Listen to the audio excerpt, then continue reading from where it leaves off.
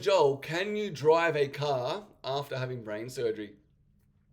Phenomenal question, and this question was sent in by their YouTube handle is jplum.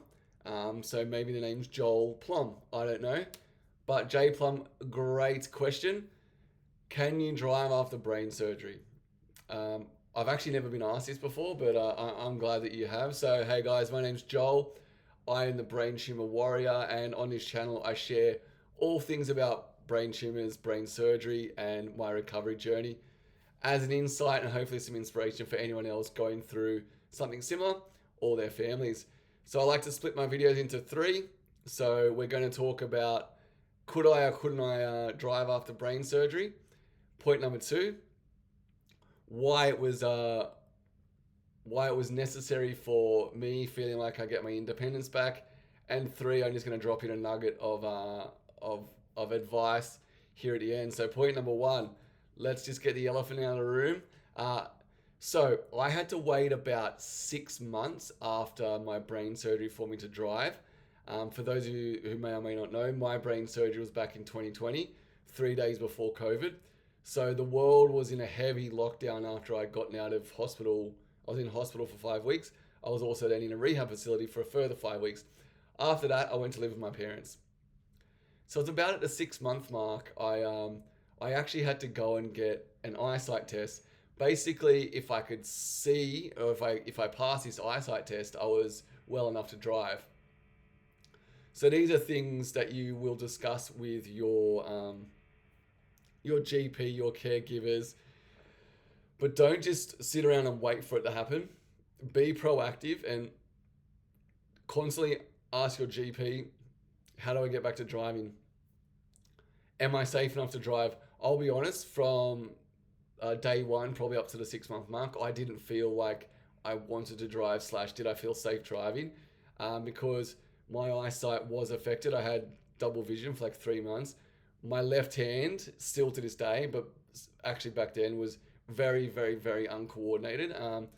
So yeah, it made wanting to drive quite difficult. Even getting in and out of a car, my balance, I've got ataxia, made it quite challenging. So yeah, I wasn't ready till the 6 month mark, but coming up to the 6 month mark, and I guess we'll talk about point number two, how we activate and get this ball on the road. So I went to my GP. I go, look, I'm feeling good. My eyesight's back to pretty much normal. I'm feeling pretty solid, and I want to get back to driving. I want to have independence.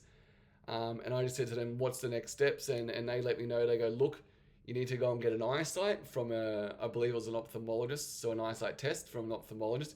And they basically give you the all clear to then go to the RTA here in Australia, so the Roads and Traffic Authority. I'm not sure where you guys are watching from, what country you're in, but I guess the DMV in America. I only have that knowledge from watching movies, and similar things to where you guys are in your country. Just go to them, explain the situation. I haven't driven in 6 months. I've had brain surgery. These are my side effects. My eyes have been tested.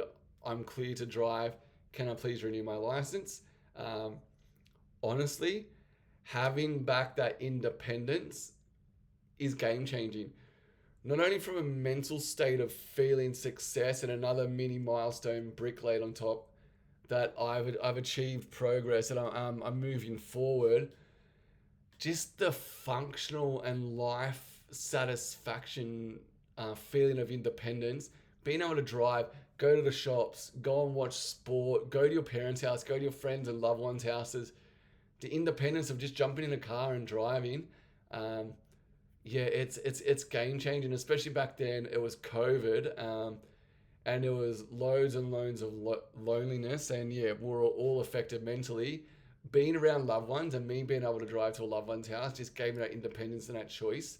Yeah, it was fantastic. And I guess point number three, my piece of advice. So just to give a bit of a backstory, like I'm 5 years out from brain surgery. I could still drive one-handed. That may not sound super safe, but my left hand is so challenged from my surgery and my now ataxia that the coordination and the strength and the reaction time is so slow. But what I do try and do, I always try and put my left hand on the steering wheel, and I try and use my left hand to change the radio or use my gear stick. I have an automatic car. My gear stick, when it's not time critical or I'm in a rush, just to get my left hand.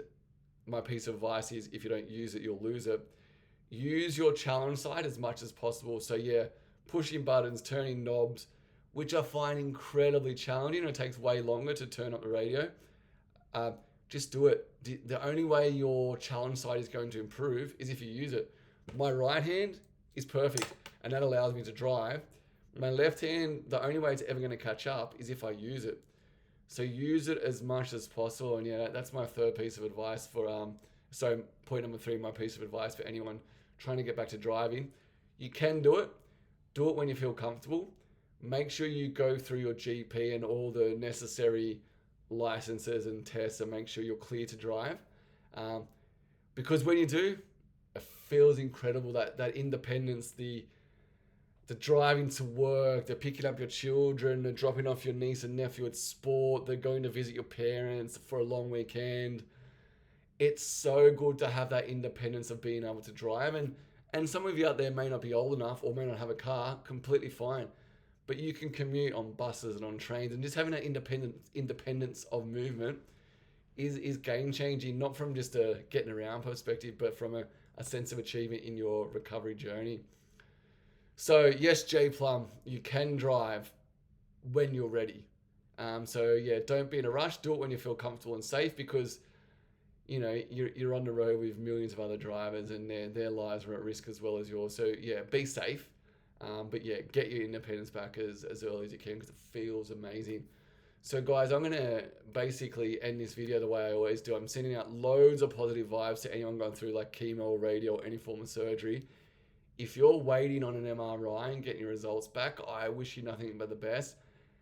And I will top this off with an extra bonus. I really want to grow this community. I want more people out there who need to see these videos, to have the people upstairs at YouTube send them out to them. So can you please just like the video and pop a comment in the comments below, even if it's a question or an idea for another video you want me to make, or even in where you're from, what type of tumor you have, how your recovery is going, what your symptoms are, what your side effects are, what your deficits are.